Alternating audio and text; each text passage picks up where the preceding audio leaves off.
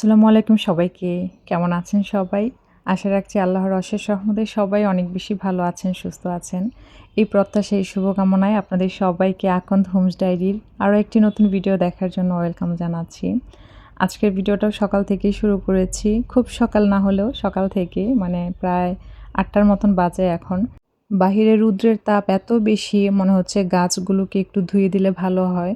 তো যতটুকুন সম্ভব অতটুকুনি হচ্ছে এখন ধুয়ে দিচ্ছি।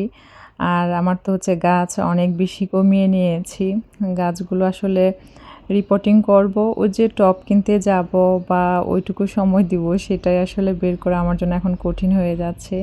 তো এই গাছটা শিমুল আপু বলছিল যে হ্যাঁ শিকড়গুলো মাটিতে পুঁতে দাও, তো সেইটুকু সুযোগও করতে পারছি না। আর আমি আসলে চাচ্ছিলাম যে সবগুলো গাছ নিয়ে একবারে বসবো, তাই জন্যও একটু লেট হচ্ছে।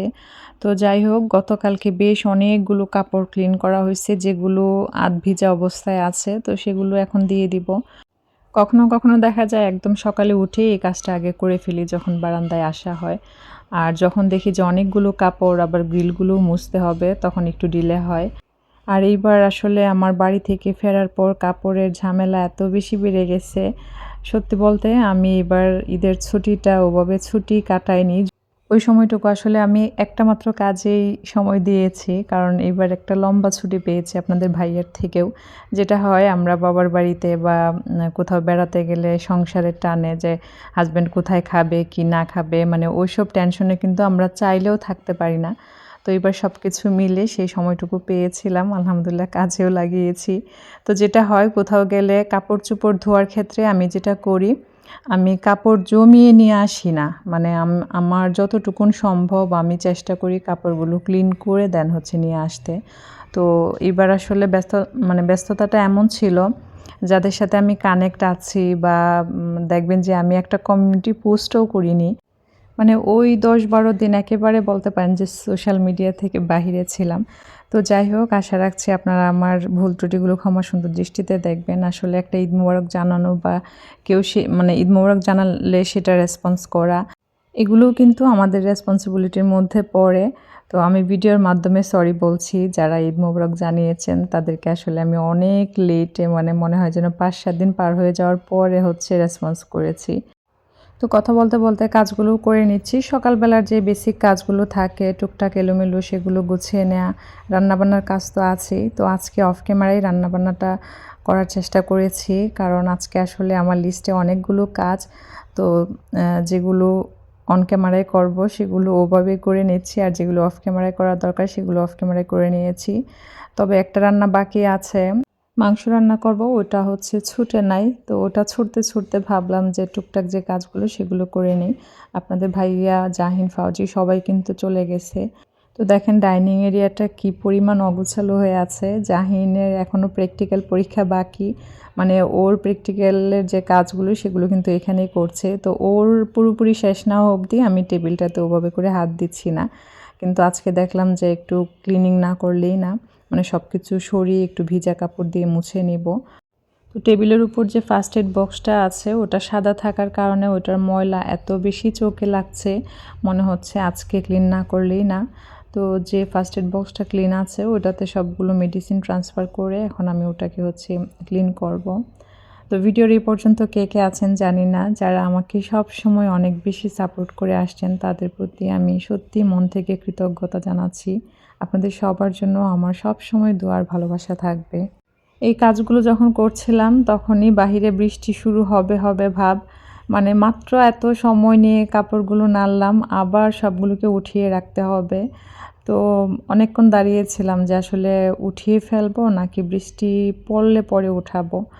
তো পরে উঠিয়ে ফেলছি, কারণ অনেকগুলো কাপড় মানে অনেকটা শুকিয়ে গেছে, আবার কিছু কাপড় ছিল 50% শুকাইছে। তো যাই হোক, কাপড় তুলতে গিয়ে আরেক বিপত্তি, মনে হচ্ছিল যে দাঁড়িয়েই থাকি। যেটা হয় আসলে এই ধরনের একটা ওয়েদার যখন থাকে, মানে একটু বৃষ্টি, প্রচণ্ড বাতাস, খুব বেশি ভালো লাগা কাজ করে। তারপরেও কিছু করার নেই, ভাবলাম আবার যদি কারেন্ট চলে যায় যে কাজটা ধরেছি সেটা শেষ করি। তো অফ ক্যামেরায় হচ্ছে আমি টেবিলটাকে শুকনা কাপড় দিয়ে মুছে এখন একটা ভিজা কাপড় দিয়ে জাস্ট মুছে নিচ্ছি। আর আজকে হচ্ছে ডাইনিং এরিয়ার যে একদম মানে যে সাইডে সহজে যাওয়া যায় না ওই জায়গাগুলো সুন্দর মতো নিজেই ঝাড়ু দিব। কারণ অনেক সময় দেখা যায় আমার হেল্পিং হ্যান্ড যখন আসে তখন জাহিন হয়তো বা স্টাডি টেবিলে কাজ করছে, মানে ডাইনিং টেবিলে। তো যাই হোক, কাজ করছিলাম আর একটু পর পর মনে হচ্ছিল যে দাঁড়িয়ে থাকি বা কিছুটা সময় এখানে থাকি। মানে ওয়েদারটা এত ভালো লাগছিল, কখনো কখনো এমন হয় না যে একদম মন ভালো হয়ে যায়, বা দেখবেন যে শরীরটাও না অনেক ঝরঝরে মনে হয়। তো কাজের যেহেতু লম্বা লিস্ট আছে, দাঁড়িয়ে থাকার তো ওভাবে সুযোগ নেই। তারপরে ভাবলাম কাজগুলো তড়িঘড়ি করে শেষ করি, দেন হচ্ছে কিছুটা সময় কাটিয়ে তারপর বাকি কাজ করব। তড়িঘড়ি বললেও আসলে বেশ অনেকটা সময় নিয়ে ঝাড়ু দিয়েছি। আর সকালে ওই যে বললাম যে মাংসটা ছুটেনি, যার কারণে মাংস রান্নাটা বাকি আছে, আর বাদবাকি রান্নাগুলো করে নিয়েছি। ডাল রান্না করেছি আর ঢেঁড়স ভাজা করেছি। এখন তো রাতেই চেষ্টা করি রান্নার কাজগুলো করে রাখতে, কিন্তু সব দিন সমান না। অনেক সময় দেখা যায় হয়তো বা শাড়ির কাজ শুরু করেছি, এমনও হয় যে এশারে আজানের সময় শেষ হয়। তো মানে ওইরকম ব্যস্ততা থাকলে তখন আবার রান্নার কাজগুলো গুছানো হয় না। তো সব দিন একরকম যায় না, তবে চেষ্টা থাকে ইদানিং রাতের বেলা হচ্ছে রান্নার কাজটা অনেকটা গুছিয়ে রাখার। তো আজকে সকালবেলা ঢেঁড়স ভাজি করেছি আর ডাল রান্না করেছি। আগের দিনের একটু তরকারি ছিল, ওটা দিয়ে আপনাদের ভাইয়াকে খাবারটা দিয়ে দিয়েছিলাম। তো এখন জাস্ট হচ্ছে আমি মাংসটুকুন চুলায় বসিয়ে তারপর হচ্ছে গোসলে চলে যাব। তার আগে অবশ্যই বারান্দায় কিছুটা সময় কাটাবো। অনেক বেশি গরম থেকে যখন এই ধরনের একটা ওয়েদার আসে তখন সত্যি অন্যরকম একটা কৃতজ্ঞতা কাজ করে যে সৃষ্টিকর্তা আমাদের জন্য কত কিছুই না ফ্রিতে রেখেছেন, অক্সিজেন, সময়। অথচ আমরা আসলে ওইভাবে কিন্তু সবসময় চিন্তা করতে পারি না। তো এই বিষয়গুলো যখনই সামনে আসে তখনই মন থেকে কৃতজ্ঞতা আসে। এটা ছিল গতকালকের ফুটেজ। ফাউজি হচ্ছে তার স্কুলের জন্য প্রজেক্ট বানিয়েছে। তো এই এক প্রজেক্টের কারণে রুমের যে কী অবস্থা আপনাদেরকে একটু পরেই দেখাচ্ছি। যারা আমাকে আগের চ্যানেল থেকে দেখেন তারা জানবেন যে ফাউজি ক্রাফটিংয়ের জন্য মানে আমরা রীতিমতো টেনশনে থাকতাম। মানে সে এত ছোট ছোট জিনিস বানাতো যেটা চোখে নেগেটিভ প্রভাব পড়তে পারে, এবং সেটাই হয়েছে। তো ওর আসলে পেইন্টিং, তারপরে হচ্ছে এই ধরনের কাজ অনেক বেশি ভালো লাগে। সে মানে এই কাজগুলো করলে আমাদের মতো আর কি, আমরা যেমন আমাদের শখের কাজগুলো করলে একটা থেরাপির মতো কাজ করে, ওর কাছেও সেম। তো যাই হোক, দেখেন রুমের কি অবস্থা। জাস্ট এই একটা জিনিস মানে বানাতে গিয়ে বোর্ড থেকে শুরু করে মানে পুরা একটা হুলস্থুল অবস্থা।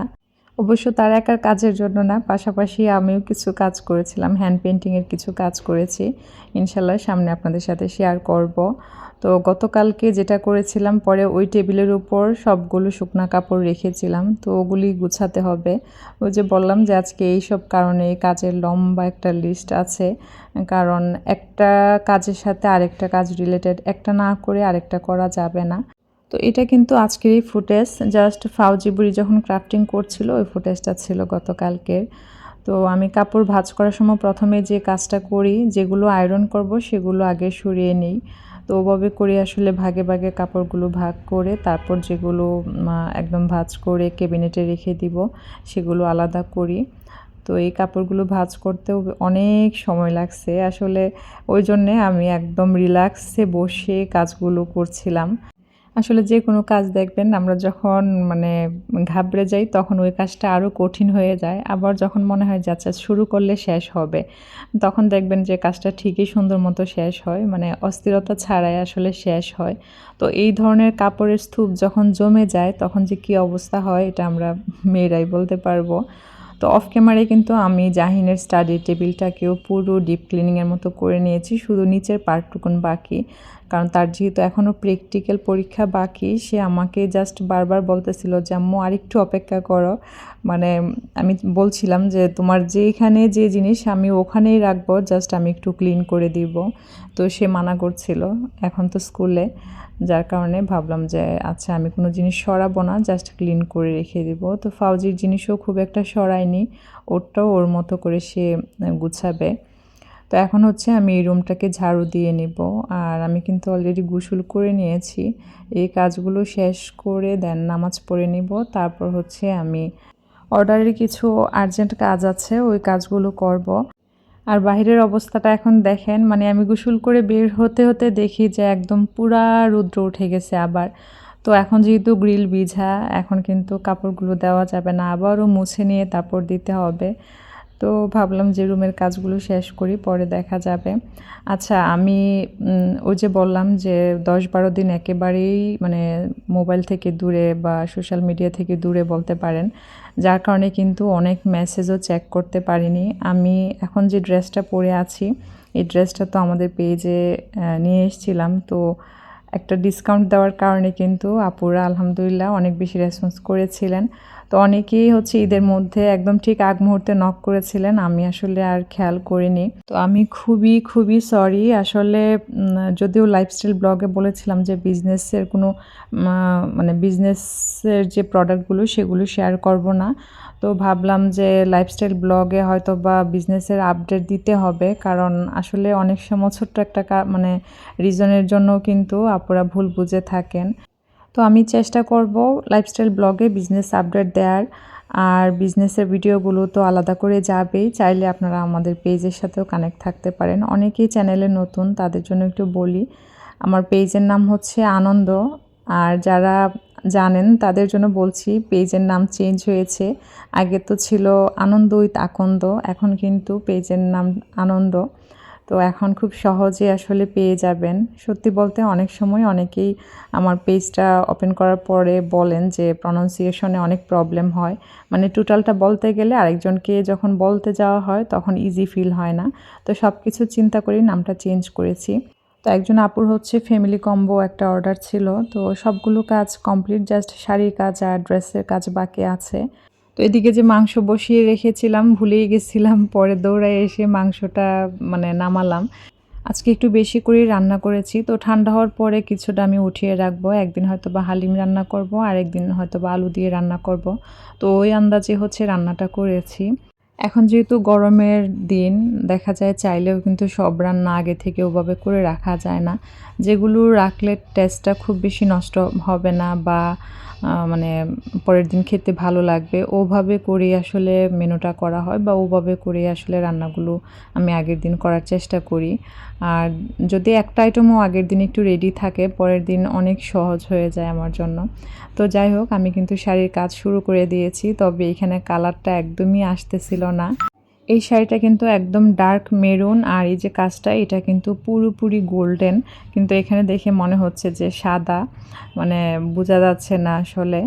তো এটা ছিল সন্ধ্যের দিকে, মানে কাজ করতে করতে ওই যে বললাম অনেক সময় এশারের আজানও দিয়ে দেয়, কারণ আমরা গৃহিণীরা তো চাইলেও টানা কোনো কাজ মানে একসাথে করতে পারি না, এর মাঝখানে নামাজ থাকে, হেল্পিং হ্যান্ড আসে, তো সব মিলিয়ে আসলে কাজগুলো করা হয়। এই শাড়িটাতে আরও অনেক বেশি কাজ হবে, কমপ্লিট হলে অবশ্যই আপনাদের সাথে শেয়ার করব। তো আজ এখানেই বিদায় নিচ্ছি, সবাই ভালো থাকবেন, সুস্থ থাকবেন, সবাই সবার জন্য দোয়া রাখবেন। ধন্যবাদ সবাইকে, আল্লাহ হাফেজ, আসসালামু আলাইকুম।